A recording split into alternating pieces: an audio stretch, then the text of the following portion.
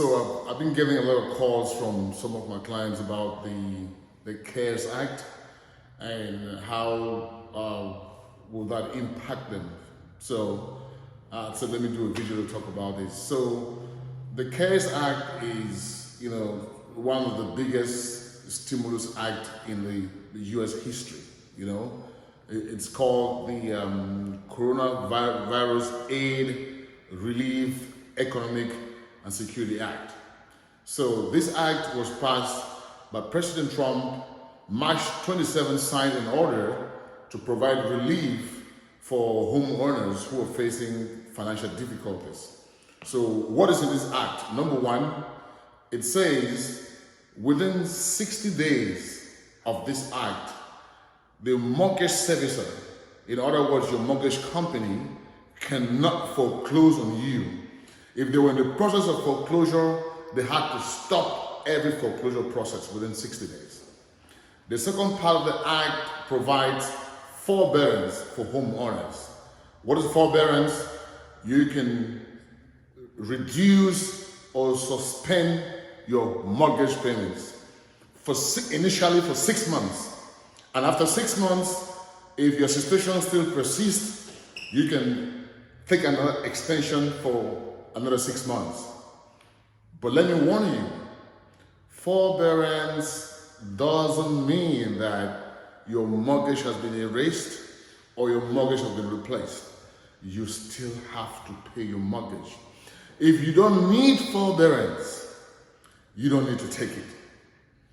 The thing about this CARES Act is that it is very, very catchy and sweet in the sense that you don't need any documentation to prove that you have financial hardship in order for you to get this forbearance. So for this reason, a lot of people are running in and getting forbearance that they don't really need. If you're not facing financial hardship, if you can pay your mortgage, pay your mortgage.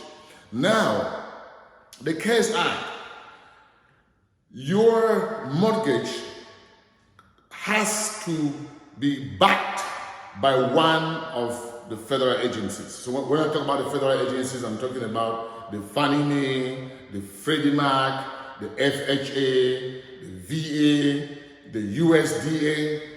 So how do you get the forbearance? What is the process?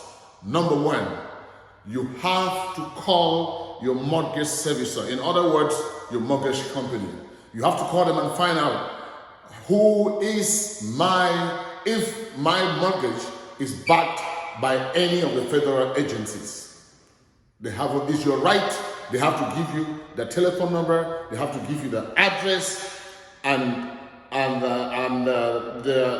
their name. Number two, what do? The forbearance.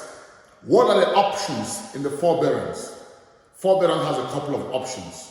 Number one, you could reduce your monthly payments. Number two, you could suspend your mortgage payments for 6 months. And number three, you can renegotiate your mortgage terms. Let's say, for example, you had a 30-year mortgage. You can now renegotiate. You can ask for a modification, mortgage modification, and take it from 30 years to 40 years so your payments is reduced. Another option you have, you can also request that the amount that you did not pay during the forbearance period should be added as a lump sum at the end of your mortgage. And the last option is you can also ask, like I said before, for your mortgage, for the forbearance, whatever you did not pay during the forbearance period, to be spread over a period of 12 months or 24 months. So let's say, for example, your mortgage in a month is $1,000. You can tell them after the forbearance period, say, okay, I can afford to pay an extra $200 every month. So I'll pay $1,200 every month. $1,200 for a period of 12 months or a period of 24 months. So I could be able to pay for this. So one thing, I will say it again. This forbearance is very, very catchy. So a lot of people are applying for this that they don't really need it. Only get the forbearance if you need it. And number two, when you call your mortgage company, some mortgage companies are trying to get you to refinance your loan. No, do not refinance because it will affect you negatively. It will affect your credit. Refinance is not part of the CARES Act. Do not refinance, okay? You can modify, like I say, but do not refinance. So, I also get questions. Some people also ask me, but if I'm renting, how does the CARES Act affect me? Okay? So for renters, be very careful. For renters, you make sure that you have a written agreement with your landlord. Okay? Make sure you have a written agreement with your landlord, because let's say, for example, within 3 months you didn't pay. On the 4th month, you have to pay the last 3 months plus the 4th month. That's a lot of money. Unless you have a written agreement with the landlord stating exactly how you want to break these payments.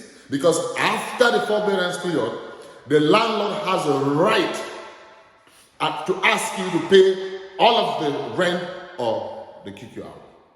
So for renters, different states have different options, but in Texas, there's a form, I think it's called TXR 2227, which is a lease payment agreement negotiation with your landlord. So if you just go to Google, you type form number TXR/2227, you have that lease payment agreement negotiation that you can negotiate with your landlord. Make sure you have it in writing. Do not just negotiate by mouth. Number two, for mortgage owners, for homeowners, when you call your mortgage servicer or your mortgage company and you negotiate for a forbearance, make sure the forbearance is in writing. Why do I say you must have it in writing? You must have it in writing because, one, in that forbearance agreement, you have to make sure that the mortgage company is not reporting your late payments to the credit bureau. So make sure when you negotiate your forbearance terms with your mortgage service or your mortgage company, make sure they send you a written agreement.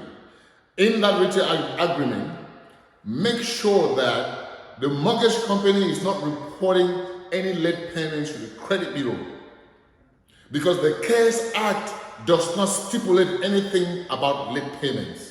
So make sure the mortgage servicer don't report your late payments to the credit bureau, because although you're in forbearance, you are still required, to be paying late penalties. So make sure that this mortgage company don't report, okay? Make sure you have that in writing. That should be part of your forbearance agreement, okay? Also, monitor when you get your new mortgage statement coming to you. You can now benchmark that mortgage statement with your forbearance agreement to make sure there are no discrepancies, that they match, okay? And another thing, check your credit regularly, okay? Because most of the time, some of the mortgage companies, they are understaffed, they just don't have the time. They are supposed not to report to the credit bureau when you're in forbearance. So which means they had to go back to the credit bureau and tell them, look, for this period, we will not be reporting because they're on forbearance, but most of them don't do it. So make sure you monitor your credit so you don't have any negative items on your credit. And if you monitor your credit and find out that there are any negative items, guess what? That's when your forbearance agreement comes in.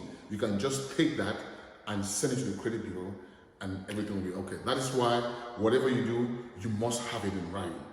Okay? Now, what happens if your mortgage servicer is not backed by any of the federal agencies.